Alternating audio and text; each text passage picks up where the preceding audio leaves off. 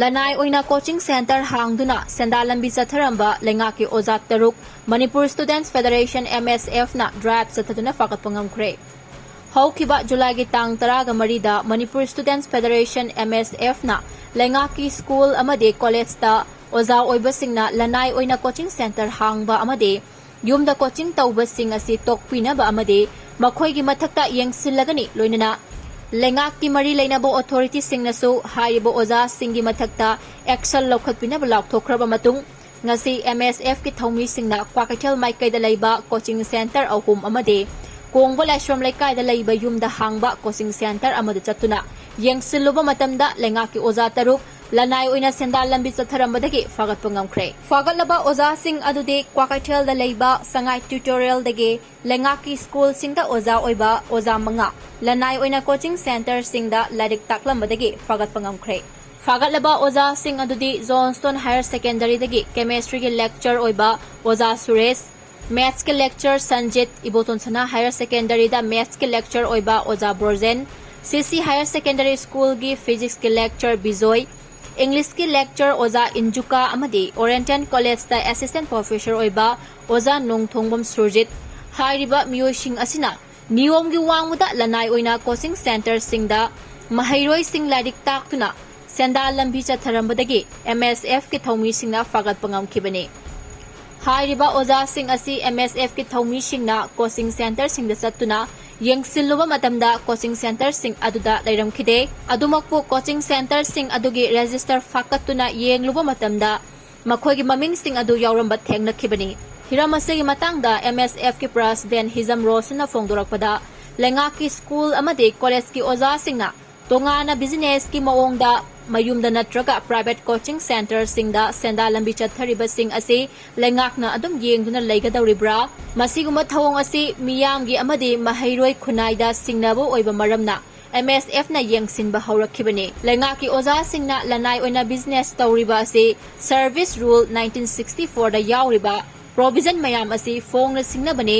masiguma thawong asina maram oiraga Leingak ki mahailoi shang kaya ama sitharakpagi achowa machak ama oiri loinana oza sing asina satharakliba thawong asi board ki amade council ki exam lakpa matamda coaching center Singapore na chatminaraga mahairoi singda question kaya pishinduna achauba education ki lamda business ama chatharabra haibige achauba chingnaba amasu leire maram aduna Leingak ki oza singna Lanai Oina Sendan Lambi Chatharamliba ase oza sing asigi mathakta Leingak ki maikai dege athuba matamda action lokhatkadabani karigumba lokhalaktaba taragade MSF na Manipur miyam ga loinana akanba khongjang kaya sangsilagani haina fongdorakle ngasi MSF na Phagatkhre da leiba sangai tutorial excellence tutorials advanced coaching amade kongba laishram laikai da yumda hangba coaching center amada drive sathaki loinana makhata nasu MSF na atopa mafam sing da leiriba coaching center singda makhata na drive asi sathaki gani hairi MSF na July gi tang Taramari MSF na government ki amadi college ki oza sing na mission amadi coaching tawba singi mathakta yengselani amadi topi na bahaija ki laire madubu ngasi MSF na August ki tarik kunga mathoi ngasi numit asida MSF na lok thokibai matungina coaching mafam ahum mari sangjabani ahambada sangai tutorial amadi excellent tutorial advanced coaching students haiba coaching ahum basina akoi Phagatkhre da leibane akongba laisam laikai masida akoi oza mana coaching tawbi thenare ahambada sangai tutorial da MSF na thengnakiba oza singi list adudi ahambada Suresh Johnston Higher Secondary election ni to sar Borzen Photon sana Higher Secondary ki election ni amadi sar Bijoy CC Higher Secondary ki election ni sar Sanjit Johnston Higher Secondary election ni adagi ma'am Anjuka CC Higher Secondary ki election ni aduga koi last koi wangkai kongba laisam laikai da koi gi yumda thengnajaba mana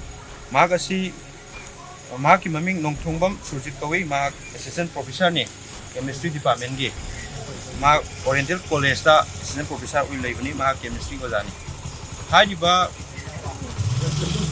लेंगाक ना अथिंबा कया थमख्रगसु ngasi bokta manipur lengak ki education department na lengak ki mahiloisang dat oja oidiba amadi college ki lecture oiba singna koi tongan ba business ki mahung da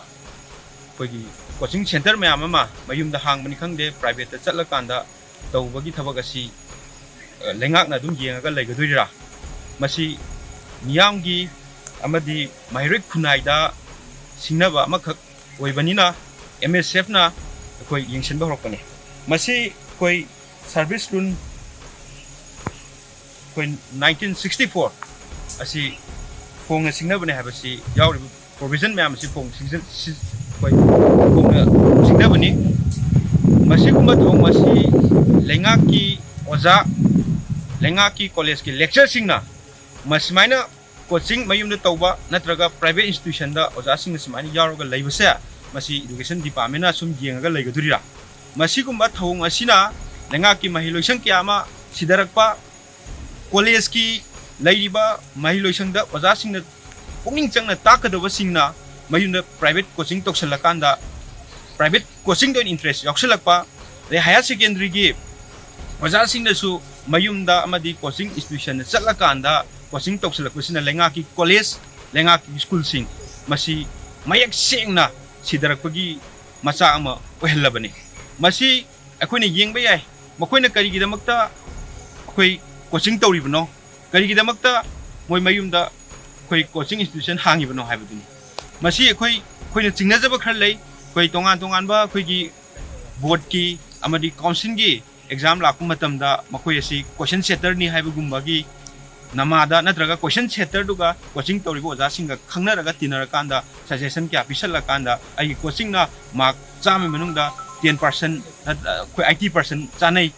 chame manung 90% chanai haibagi siguma business ama lakpasa masi manipur lengak na koi sum yenga leiragadi masi manipur lengak siki makha leir education department sa yamna matong huktaba koi gi education department asibu namthana ba education department asibu mayak sengandana ba amakhak koi lengak na chathale haina koi logani hairi bo ja singasi athubu matamda lengakna action lokhatragadi MSF na masida miyamgo loinara kanda hairiba ojasing amadi manipur lengakta question chong hankane habsima thamjaki dada ibe maki gano azab thammo sigi yumse next TMT na section na laksilaga thamkhrabani ne dada rangse juhar habaga amta kidarbo asumna mayamna machalbo ngapshan lugum masigi yumasibu asoyangan kokadabadagi next TMT na ngapseli next TMT juhar habadi ngaptokna basembani German technology sina bana concrete ka tokna tinaba matamda kapamul amuk hena angle adli next TMT strength is in the quick